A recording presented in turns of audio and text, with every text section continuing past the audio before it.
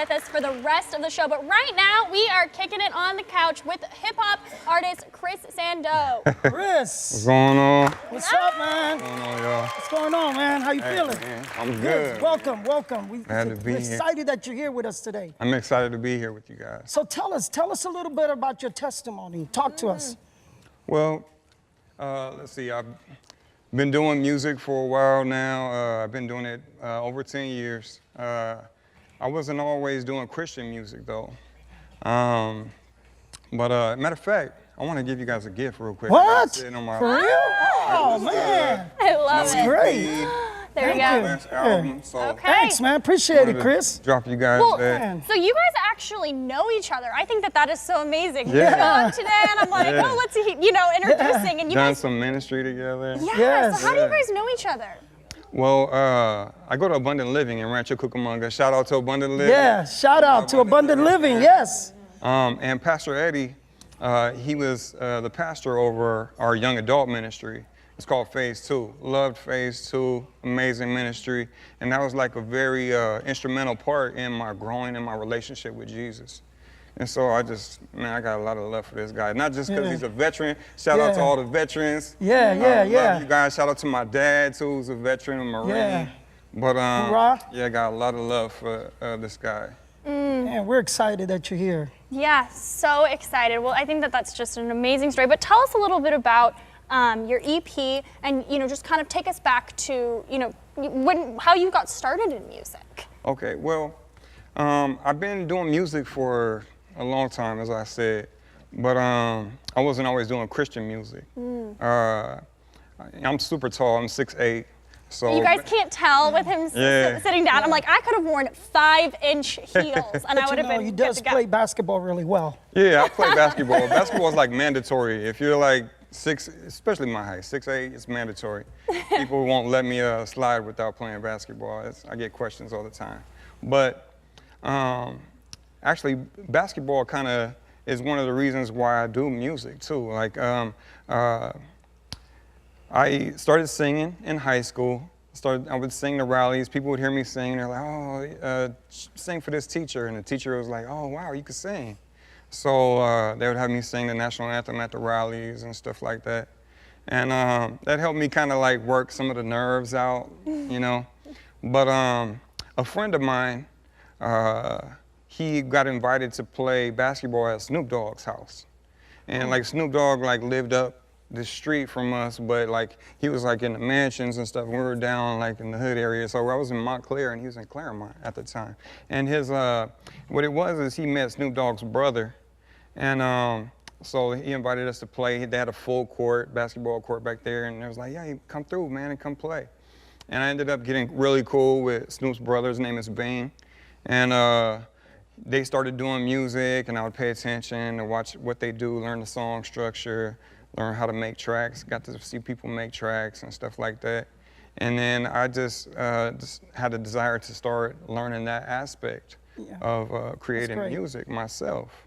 And from there, I was able to work with some of Snoop's camp at that time, like the Dog Pound, and just a bunch of different artists. So that was kind of like my journey. But I ended up going through some hard times in my life. I had my goals to make it in music, but my goals they changed a lot since I become a Christian.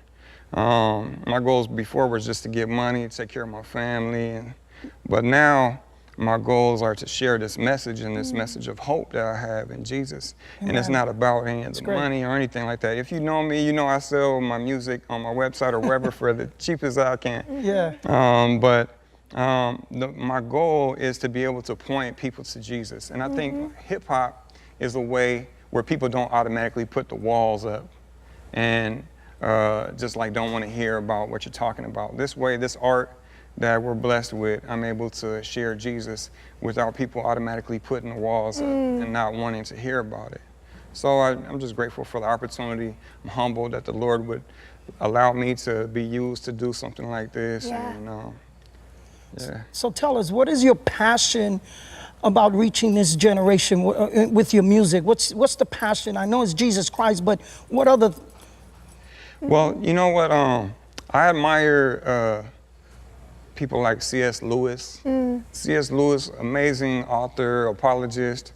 He would use, like everybody's familiar with the Chronicles of Narnia and stuff like that. Well, he wrote that, and he would implement elements of Christianity, like the story, the redemptive aspect of it.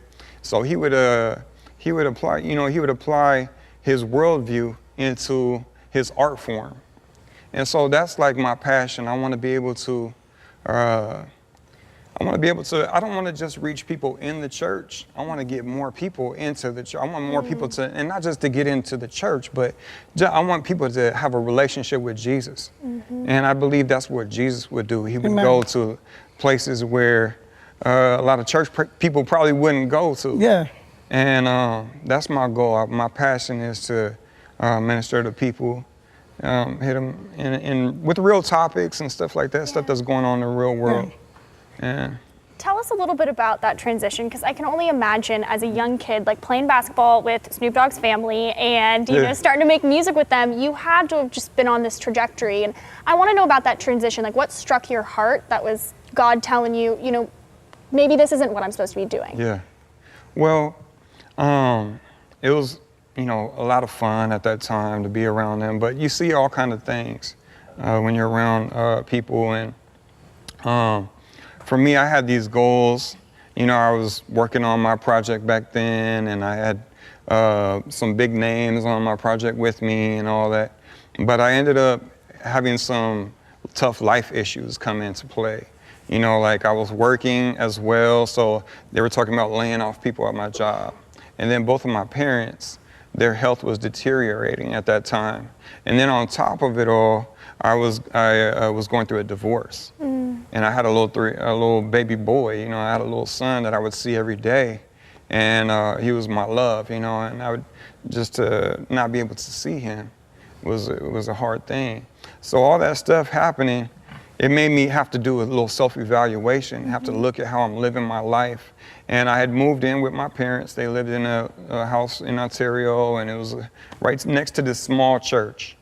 And one morning I heard some singing, I heard some worship, and I just decided to fall in. I was broken, I was hurting, and I heard this message, and this message really applied to my life.